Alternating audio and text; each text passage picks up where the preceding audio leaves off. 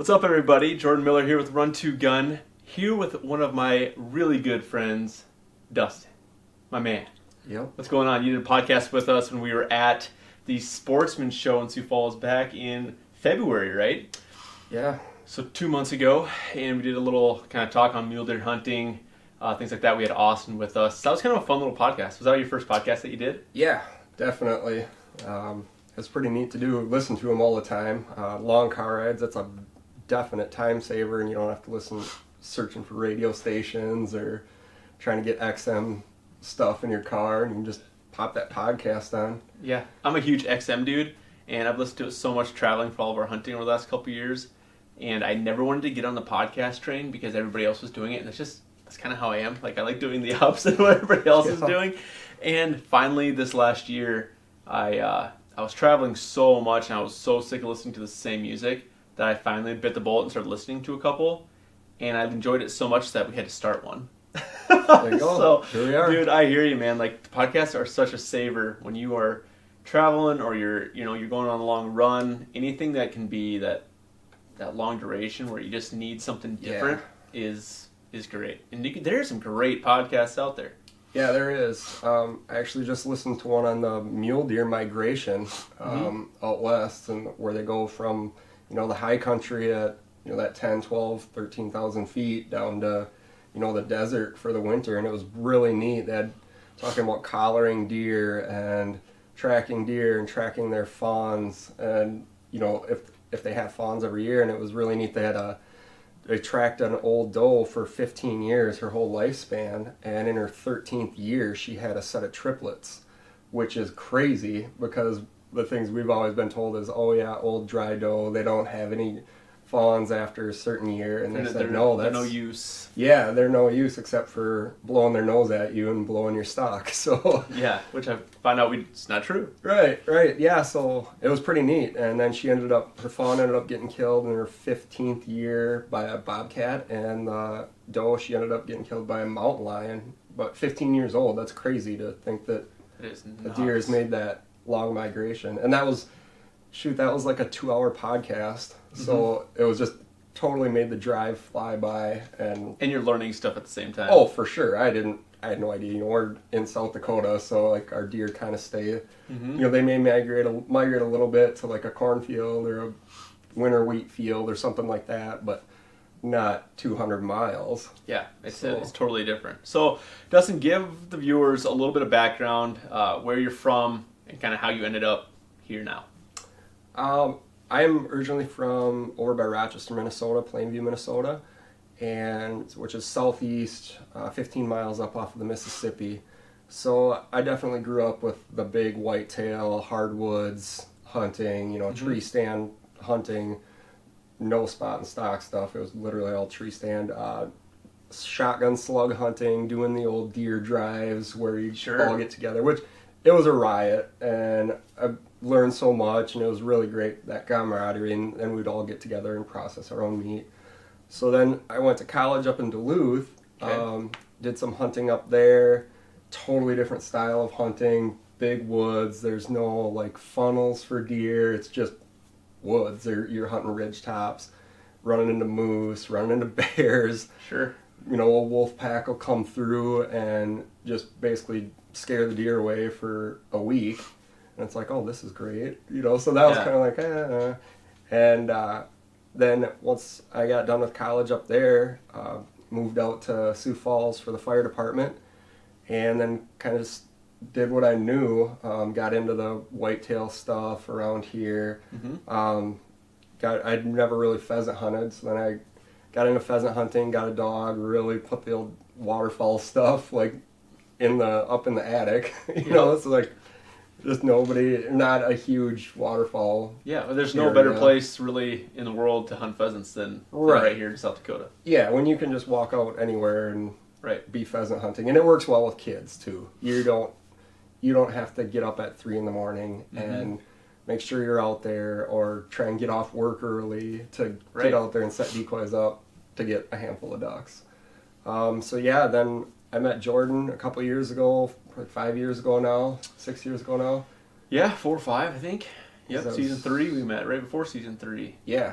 And we're on we're finished up with season 6 now, so 4 years ago. Yep. Yeah, and then Jordan introduced me to mule deer hunting, something that was kind of like, I'd seen it before, but I'd never really experienced it. Yeah. And yeah, we went out that first time, and holy cow, that was like, yeah, if you're addicted to a drug, it is mule deer. Like, Yeah. I was hooked, like, just Yep. set that hook right away, and Yeah. then that was rifle, and we ended up killing an awesome buck. Yeah, 170s mule deer, like toad of a Yeah. huge body, huge wide rack, like what you picture in a big mule deer. Yeah, Nice everything sticker, that I was like- dreaming about. And then the first Yeah. few days we had just seen smaller bucks, and I'm like, hey, that's cool. That's cool for me. You Right. know, it's my first mule deer. And I'm like, no, dude, I've been archery hunting this area. Like, we need to hold out. I know there's a couple big ones around, but we Yes. were not finding anything. No, It was no. a rough week.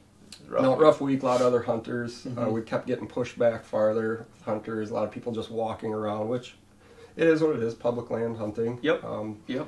But yeah, we're kind of getting a little down in the dumps, and then all of a sudden we're like, hey, we should just try this and beat feet all the way across this piece, Yeah, to this new piece that we were seeing some deer on Yep. midday. and it worked. Yeah, it worked. Shot a monster that day, and dude had a fun pack out that night, man. That was awesome. Yeah, we put awesome. some miles on. I think it would end up being like 26 miles in 4 days, which was For out there, that's a lot. right. And for me, coming from hiking a couple hundred yards into a tree stand and Right. sitting all day and It's hiking different. out, that's totally different. Yep. And you're packing animals out. You're not gutting them and dragging a full body. Yeah, that's right. That was your deer. first like legit debone out in the field. Right. Pack out. I forgot about that. Yep. And like that is, I've had several of those now where I've taken a buddy out in the last couple of years that haven't experienced that. And dude, I get like the same response over and over. How cool it is, how much easier it is, Oh. how much more enjoyable it is to pack it out.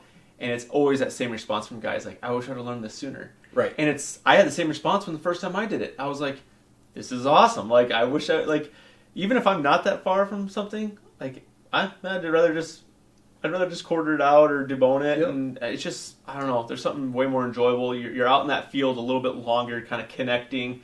And, I mean, you're taking apart the animal that you work for. Right. You know what I mean? Like, it's you, you know, in a sense, it's you're processing it right there versus, you know, throwing it in the back of a truck, take it to a locker. Like, you're already starting that processing piece of the trade. So it is a special extra connection, I feel like. Right. Yeah, and I mean the main thing for me is you're literally when you drag that deer out, it's a lot of work. And for where, you know, that Western style hunting, when you're 2, 3, 4 miles from where you need to be, you're not dragging a full carcass all the way out. It's just not feasible. And I'm not going to go walk back and get a game cart because that's way more work too. Oh, for sure. Like, I see guys do it and I'm just like, oh, just buy a $300 pack. Even if you're only going to use it once a year, Yep. you'll have it forever. Right. And learn how to do that. Yeah. The effort put in, way less. And I think I weighed my meat in 2016 my whitetail that we filmed. Oh yeah, the monster yeah, drop tiner that you shot with your bow. Yeah, one? that guy. Yeah, that one. So I brought that one to the meat locker. Yep. And had them do it just because it was hot. I mean, it was Well, and we were like 70 700 yards off degrees. the road. We drug that Right. out. right. Yeah, that was East River style hunting right there. Yep. And it was like 70 degrees that day. It was warm November 1st day. Mhm. And so I'm like, I don't have time to do this right now. I had to work the next day.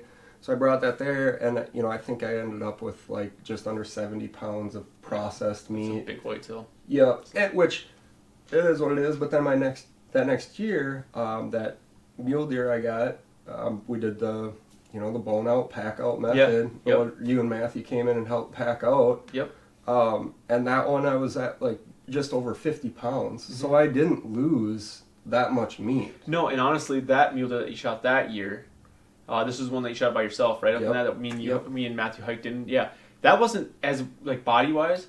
That was that was a legit Badlands mule deer, not Right. that big of a body. Yeah. Like a smaller bodied mule deer, and so like to get 55 to 60 pounds is a lot of meat. I think the most meat I've gotten off that I've actually took the time to weigh, but it was that really big bodied archery buck that I shot a couple years ago in the Badlands, and I remember weighing that meat because Matt, I said I know I have over 70 pounds of meat, And Matt McCraney, my co-host, was like, you did not get 70 pounds of meat off a mule there. So I literally like still had it in the bags in the freezer. So I went and pulled it out, threw it on a scale, and I had like 74.5 pounds. Wow. And I was like, dude, that was a good sized, big bodied deer. And I was like, packing it out, like I took, we did a good job. Right. We got pretty much everything. Yep. So you can, Well, you're not wasting time, much. Yeah, you don't have to be in a hurry. No, you're done. It's not like you have to get, frankly, You got to get it out, but yeah, you don't have to get anywhere. You Right. don't have to get back to hunt the evening or hike out. Right. Just take your time and exactly. So that was your big introduction to like what quote unquote Western big game hunting. yes. And now like you let me be a bad influence on you more this year.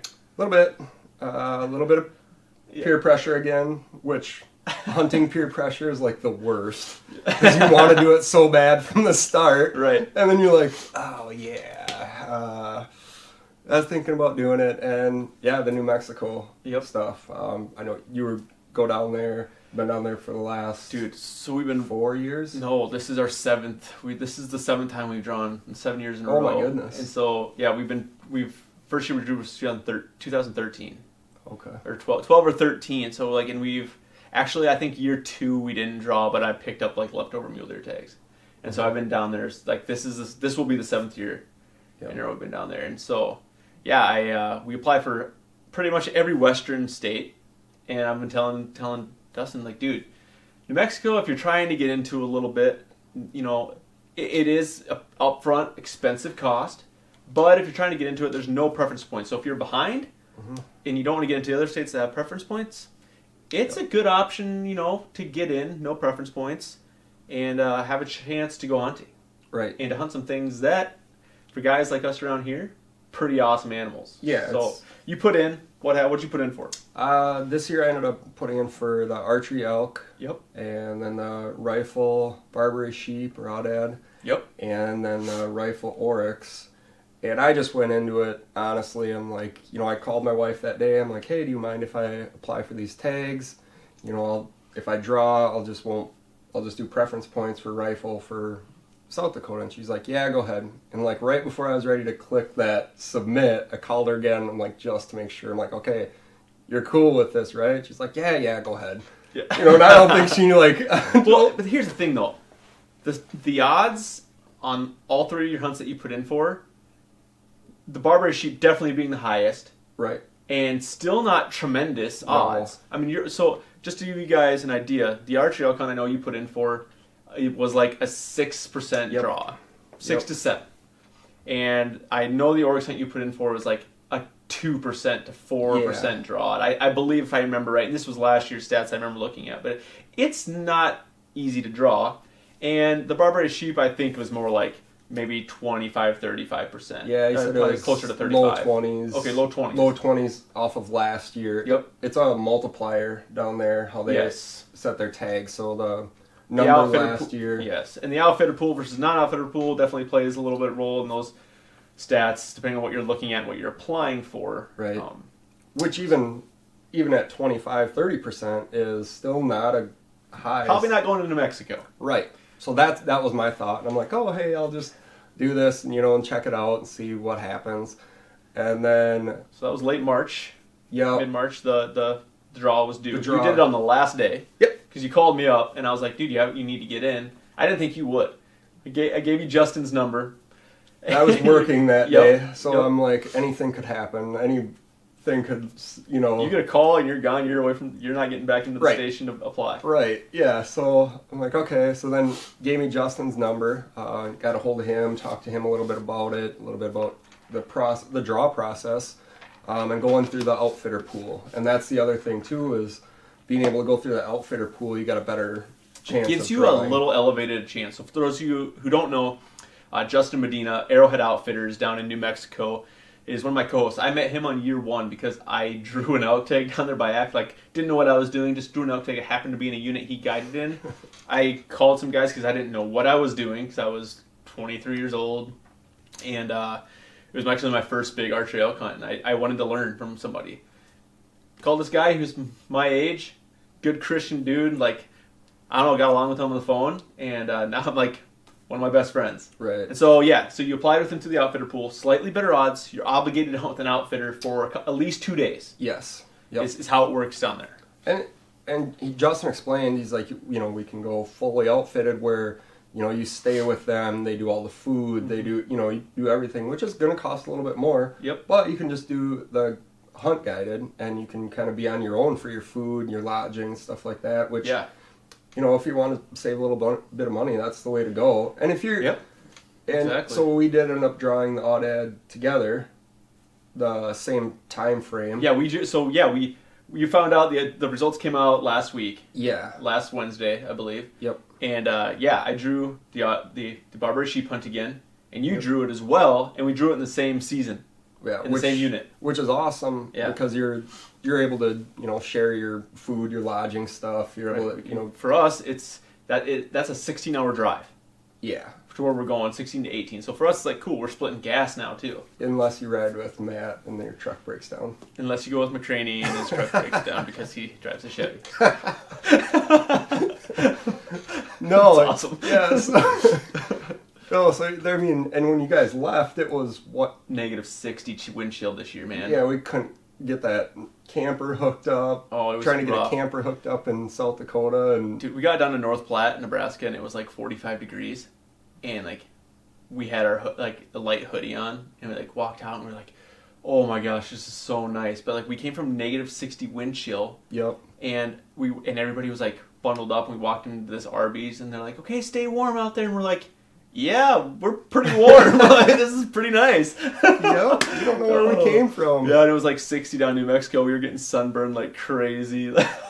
That's the other cool thing. It's not till a February hunt. A February hunt, yes. Which, you kind of get all your fall hunting in, and like now you have plenty of time to save money. Exactly. For that hunt, which is helpful when you draw 2 tags.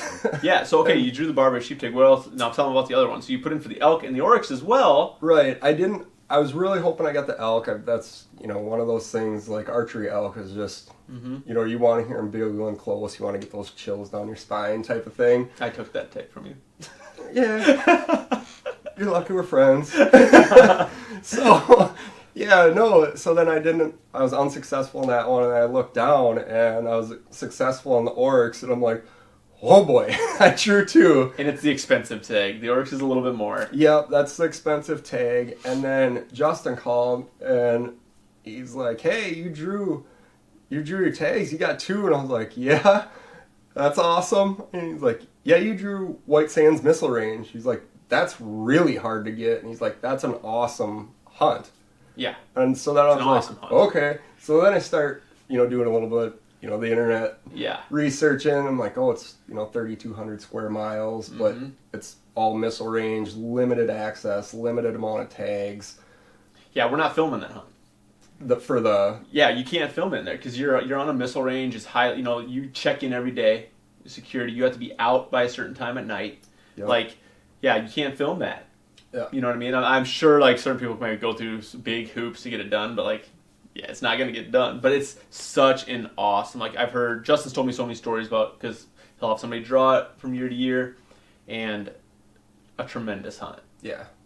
Really no, cool. It's really neat. It's kind of one of those probably once in a lifetime hunts. And you're just, I'm ecstatic. It's one of those things that you're like, you kind of like, oh yeah, okay, I drew this. This is awesome. You're so excited, and then you're like, whoa, what did I actually draw? Well, at first you have the shock of the price. Oh yeah. Because the tag itself is expensive. Yep. So you have that initial shock. You're like, dude, I'm so stoked I drew oryx, and you're like, my bank account's not so stoked I drew oryx. But then you look at what it is, the experience of getting to do it, the story on how oryx actually got to New Mexico and now are thriving, doing well in the deserts and in a pretty big area. It's pretty awesome. You're gonna have to go hunt a high fence in Texas or go to Africa to shoot one. And so this is literally, when you think about the cost of that, is actually a lot less than the other options. And you are hunting wild animals. Right. They are free range wild animals. These babies are out in the deserts. They're on these flats, and they're doing their own thing. Yeah, that White Sands missile range is 3,200 square miles.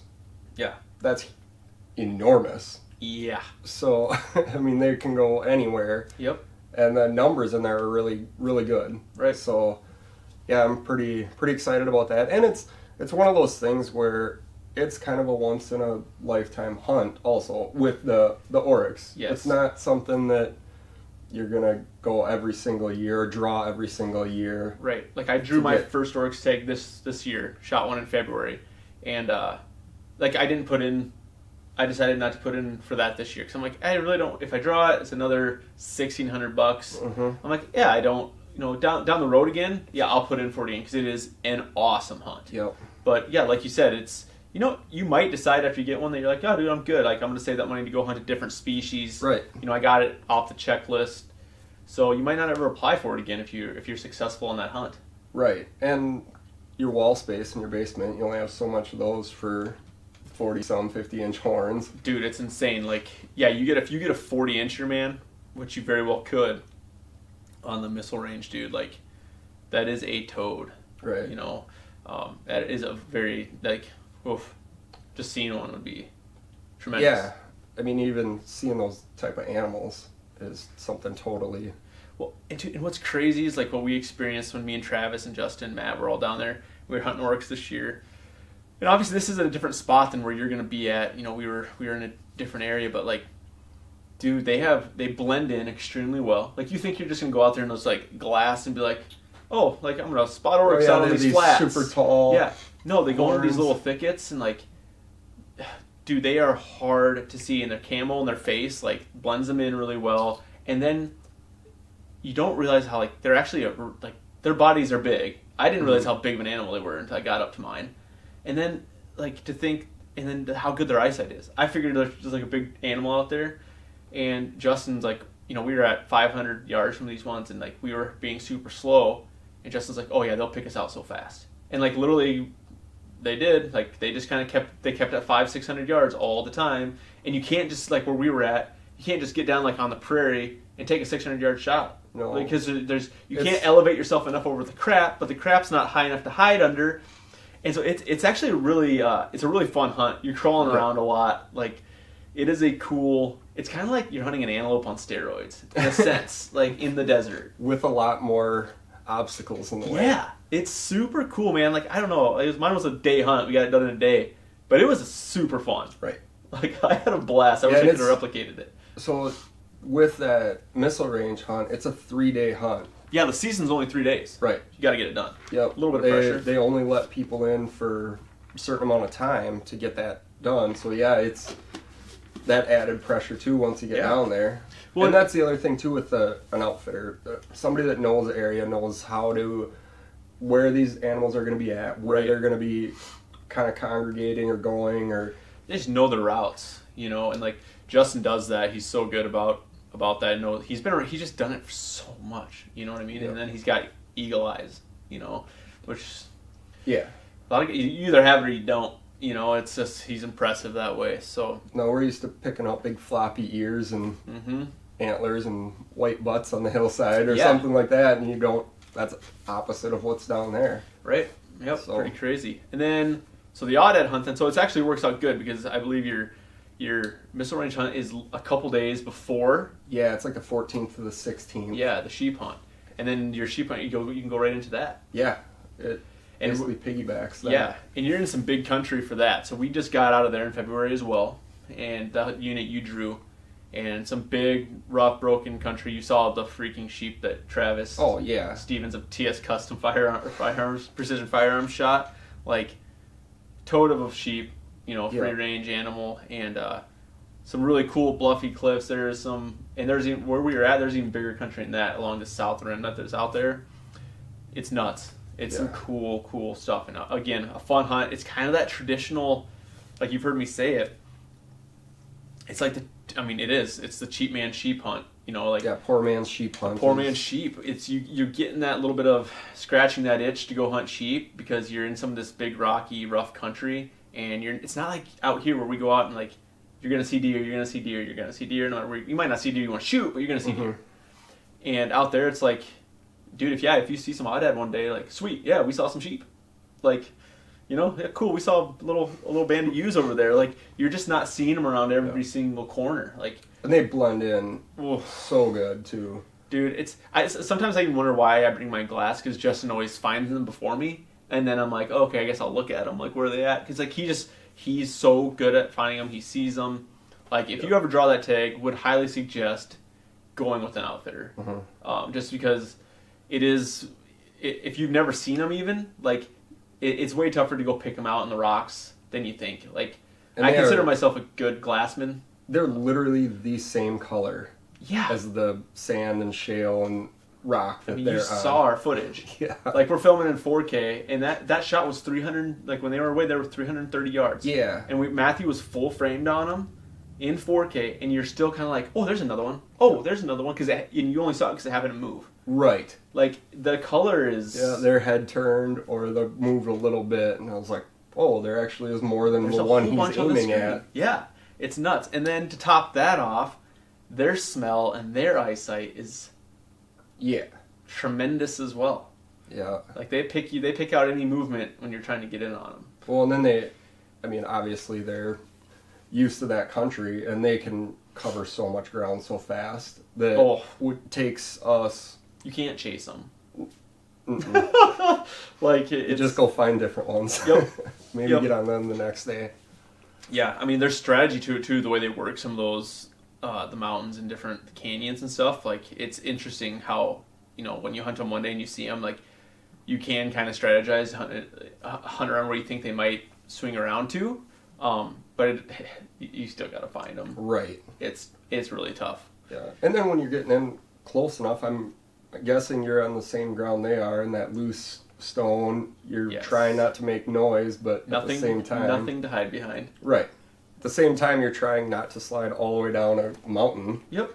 I definitely hunt to be prepared to be able to take a little bit longer of a shot, to be practicing a little bit of those longer range shots, to have a rifle that's capable of being able to be effective out there, and then yourself being very effective out there. Right. And then conditioning, just your own physical conditioning, is huge. Yep. And, I mean, everything. Footwear.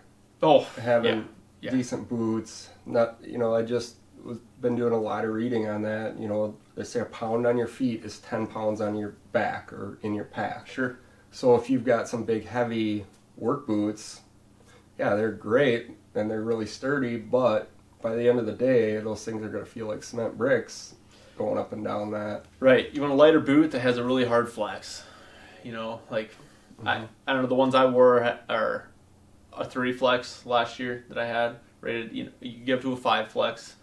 And I was wearing the Crispy Summits, and dude, they perform really well. But I would have even considered going to their Thors, which is a light 4, and might have been a little bit better, side heeling a little bit, but 3 at minimum, for sure on that hunt. So, what about like gators? Is there the cactus out there that there is kind of out west, or... Yeah, I mean, there's some, like, prickly guys and weird stuff. It was warm enough on all those days, like, I didn't wear any of the gaiters, just because the heat, I didn't want the extra sweat, didn't want to carry it around the extra, and then I wasn't getting caught up in enough stuff. There's some areas definitely where you could wear them. Like, I know Justin wears them on certain days when he knows he's going into certain canyons. But I've never really needed them that much for that specific hunt. More so on that oryx hunt, to tell you the truth. Because you're kind of like where I was at in this sagey, weird stuff that keeps your pant legs from coming up, getting some crap in the socks. Yeah. Obviously, you're not going to have any water issues out there. But, yeah, for that sheep hunt, probably not. Like, I would save the weight, probably not going to need them. Yeah. What about snakes? I mean, there's some out there, dude, for sure. I mean, like, you're in the desert, so you got a little bit of everything. I've been, like, knock on wood, that, like, I haven't had out there. Like, I run into them nonstop in South Dakota. But I mean, like, every year, several rattlesnake that we run into when we're out archery deer hunting early season. But down there, knock on wood, I haven't came across one. Not even like any weird little critters either. Sure, I've been lucky. Maybe I just haven't seen them. That's one of the things that I've been telling people that I've got these hunts coming up, and they're like, "Oh, there's snakes and scorpions and spiders." I'm like, oh my, you know? Yeah. I'm like, okay, Yeah. but I'll ask Jordan, I'll see what. Dude, yeah, I've done it a couple experience times. You know, been on 2 aoudad hunts and an oryx hunt down there in the last few years. And so that's like a total of 10 days of hunting, you know, in there, and I haven't seen any. So. Yeah. No, the South Dakota ones you run into them when you're least expecting it to. Dude, it's the worst because they're kind of chilled down, but they're still heated up enough to be pissy. Yep. And so they don't make a rattle until you are pretty much over top of them. Right. A lot of times. So. Yeah, or that late October day when it creeps up into the 70s and they come out to sun themselves. And that's right at the best glassing spot of the area is usually right where they want to sun themselves. Always, dude. Yeah, that September, October is watch out for snakes here in South Dakota. And west. So I've talked to a lot of people about getting snake gaiters or snake boots. The problem, those are fine and dandy and go for it. Oh yeah, I wish I could wear them. It's hot. They're so hot, and like for how far I hiked to get some of my spots, like it'd be miserable. Right. It'd be miserable. Now we could counter that with better than dying. But I'm like, well, I'm hoping I can just get back and get to a hospital in time. I mean, knock on wood, I hope it never happens. But I mean, that's the risk. I mean, there is that risk. Right. Out hunting. No, I tried a set of just the regular snake gaiters. Yeah. And by the time I was about 2.5 miles in, and it wasn't super hot either. I mean, it was upper 70s, but for an early season hunt, that's 90. Warm. Yeah. But I took them off once I got out there, and it was soaked from knee down, and they were rubbing on my knees. Yeah. I'm like, this is terrible. Yeah. And then you look at some of the boots that are that high, it's going to be the same thing. I'm going to have a pool of sweat in the bottom of that my might boot. even be worse. Yeah. Yeah, getting wet socks and heel slip and everything. So. Right. Yeah. No, it's 6 in one, half dozen the other. I think I'll just watch where I'm walking. And yeah, it's all you can do, man. Like, there's only so much precaution you can do. Yeah. And then you just gotta hope that you gotta pay attention, and then so you're going on your first official, out of state Western big game hunt here, right? This coming year now with those 2 hunts. Any ambitions, anything else for other states you're gonna put in for in the future, or that you did this year? I mean, there's still application. You saw me just put in for Nevada. I literally just got my apps in as you walked in the door. Yep. I gotta get Montana in on. I want to do that on like Monday or Tuesday. I think it's due on May 1st. Idaho's actually due here as well, and Idaho's another one of those states, non-preference point state. A lot of different things you can and can't do when it comes to the amount of animals you can apply for, different little things, but not that hard to figure out. Another option coming up, I think that's on the 30th of this month, and then Nevada's the 29th of this month. So a lot of stuff coming up, and then we have a ton of South Dakota stuff. Right. I mean, we could barrel into that for the next hour, pretty dang easily. We got South Dakota, all the big game, the big game, the important stuff. That's open now. Is open now. Yeah, the elk. End of May, I think that closes. Yep. Elk, bighorn, mountain goat, all open. Yep. Yeah. So as far as the other states, like this year, I probably won't apply to draw in those. Yep. I would probably go the preference point route. For me personally, because you have your hunts now. Yeah, I have my stuff all lined up for this year. That's my hunting fund. That's my hunting fund for the year. Exactly. Other than the South Dakota, the local stuff that's thankfully really reasonable. Right. But no, the out-of-state stuff, it gets expensive. And even if I can afford to do one of those a year or every other year, but building preference points is obviously something, that in the future, when I do want to, okay, let's do that Idaho hunt, let's do that, try and get that. Well, I should have enough preference points, so I should have, an attempt at drawing that year. Yeah, exactly. I mean, it's, I know it's always hard. You're like, oh, I got to get into it. But like, I always joke around. I'm like, my 50s are going to be awesome. Yeah. Because that's like, realistically, a lot of the tags I hope to draw, it'll take me between 15 and 25 for a lot of those, and that's not even hardly accounting for point creep on some of that. Right. Like, it could be more than that. So like, I'm 30 now. I'm hoping when I'm in my 40s, I start picking off some of those, and it will legitimately be my 50s and 60s for other ones. And I look at the expense and cost of that over the amount of those years, and I'm like, But for a couple of those hunts, I know I'll probably never be able to afford just swiping the credit card and buying a hunt like that. No. And so for me, it's not an option other than to play the points game, accumulate 30 points, and draw it when I'm 60. Right. And hope that I do, that the numbers are still there, that we're still hunting.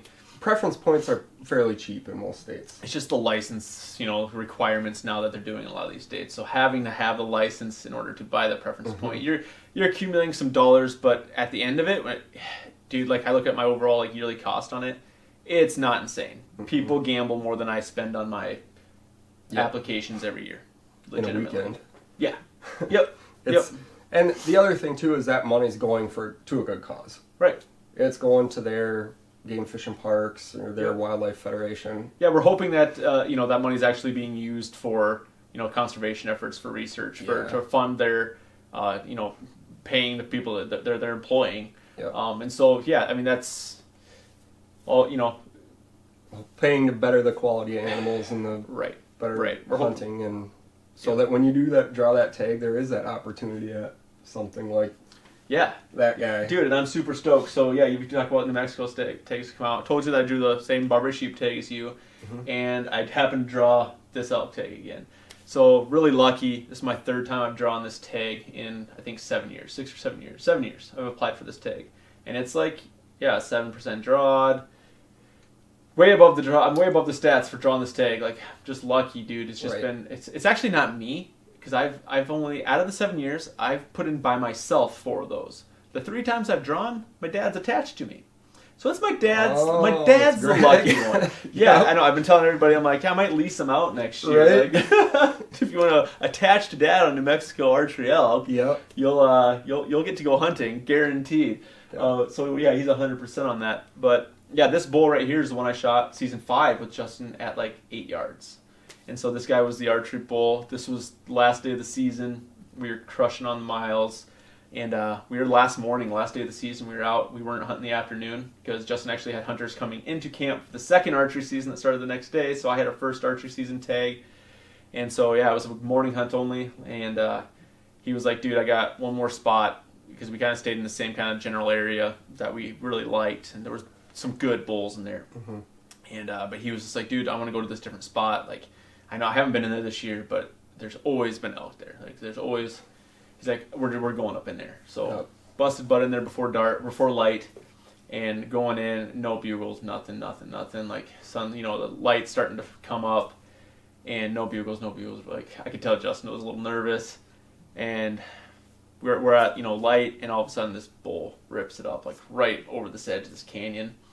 And Justin's like, dude, I knew there was gonna be good. I knew there was gonna be bulls in here. And another bull, they're screaming back and forth across this canyon. We set up, and we're trying to get this bull to come. There's a little patch of thick trees. And we're trying to get him to come through to us. And so I set up in front of Justin, and Justin calls in all of his cows, and they walk right through us, right past all of us.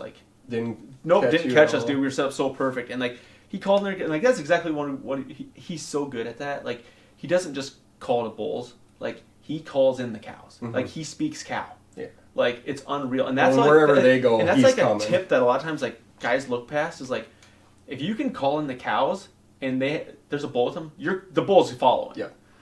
And most of the time, he calls in all the cows. They come through. They circle up around us, and the bull just hangs up over this little ridge. Will not. And he's you can see the tree moving. He's he's pissed off. And he's ripping it up. Can't get him to commit to come in. I can't maneuver anywhere to even get a shot. Yeah. Finally, he just after 20, 30 minutes of that, he just he's done with it. He drops back down, goes around this big bowl of canyon because he hears this other bull screaming. So he's thinking that he's starting to work in. He's working in. The cows have already worked out in a way. Yep. And just I walk back to Justin. He's like, dude, I don't freaking we call this cows in. What the heck? And I'm like, I know. So we're standing on this V of this huge bull over here screaming. The bull that just ditched us screaming up over here now. And Justin just looks down. He's like, we got to get down up that canyon. We got to get right in between them.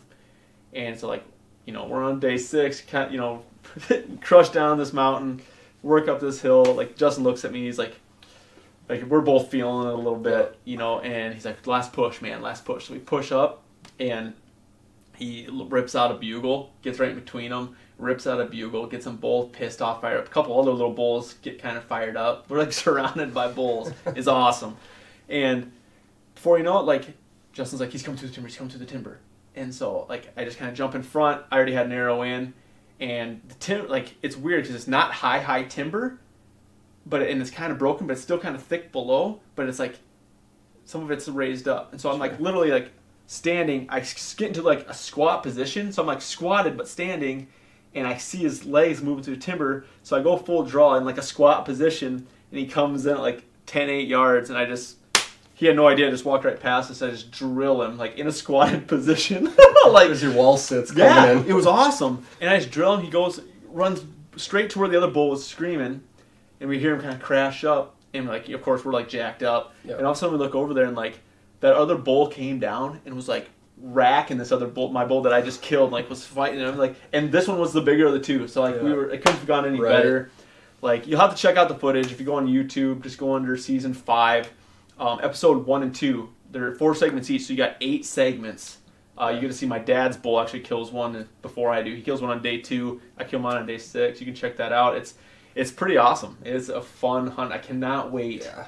That was a long story. I should have condensed that, but dude, it's like you relive these moments. Like, it's so awesome. Once you get into it, you're right back in it again. And New Mexico in that area has had a ton of rain here, so we're looking at a great year to draw that tag. I feel super blessed to draw that tag. So we're looking at, me and Dad both drew it. We're looking at like a good chance to, hopefully have an opportunity at a good bull, like a dang good bull. I really hope, we can do it again. Rain and antler growth is hand in hand. Yeah. So if you get a lot of rain, you're going to have good antler growth that year. Yeah. So I'm stoked, dude. Like, just to be able, I tell Justin that every time he calls me. I'm just like, dude, I don't know how you do it. He's like, but he drew a great late muzzleloader season elk tag this year. So I'm like, how are you making fun of me right now? Like, you drew an amazing tag. Yeah. And so I'm just like, so like, it's one of those hunts where every year I think, hey, I might not draw this tag in 10 or 15 years. I might not ever draw it again. Statistically, you might not. And so I'm like, because literally if you draw it 1 in every 11, you're on stats. Yep. You're on the stats, man. And so I'm like, dude, I just try to soak it in. Like, try to do everything slow, man. Like, just slow down. Like, slow down everything because it's a fast week. And, like, you get a little tired. But, like, every day I'm just like, I don't even care about getting up early because I'm like, it's 6 days. Yeah. I will go live on naps for 6 days to be out there as much as I can. Because it's just like, might not draw that tag ever again. I might not get to hunt this spot. And it's my favorite. It's one of my favorite spots to hunt. Yeah. Such a cool area, and I've been down there enough now where like I know the area because I've gotten hunted, so that makes it even more fun. That I'm like, cool. I know my little spots. Yeah. Like, I know the spots that me and Justin go to. We kind of have our little spots. Like, it's just one of those special deals. It's like one of those things that I would probably, if a certain year everything was going well, I would probably save up and try to like spend the money on actually buying a landowner permit if I couldn't draw. Mm-hmm. Like, if I get to that point, like, I didn't draw for a lot of years, and I didn't draw again, I would probably try to save up, and because it's just that fun of an area. Yeah, but if you don't know the area, you're not going to go down there and just... It's a big area. Draw that over the counter and walk in willy-nilly, I guess. Yeah. Yep. You gotta... It's a big area. It's actually the area I hunt is a lot similar to like our Black Hills out here, kind of like that in certain areas, but it's like the terrain changes in that area. It's pretty cool, but a lot of bulls. You're not, there's not like a bunch of 370s running around out in this unit, but you're talking at, a lot of 3 to 320, 330 style bulls on good years. And then, dude, we saw a couple big 345, 350s. Justin's dad shot a toad of like a 345 bull with his muzzleloader here last year. I mean, so there's crazy. Some freaking big. There's still some big bulls in there. They're roaming around. They're out there. So there's a lot of area. So we, our main podcast today, kind of talking New Mexico hunting. Yeah, that's kind of. But early tag draw. That's it gets you excited. I mean, it's neat. This time of year, you're kind of looking for that little bit of hunting, along with we're supposed to have snow again this weekend. Yeah, so what the heck? We're like in late April now. Right. Not even mid-April anymore. We're sick of that. So it's like, okay, give us something to be excited for, and Yeah. I definitely did it. Exactly. Drawing tags. Exactly. We'll have to jump on maybe in the future here. Maybe let's start talking about a little South Dakota draw.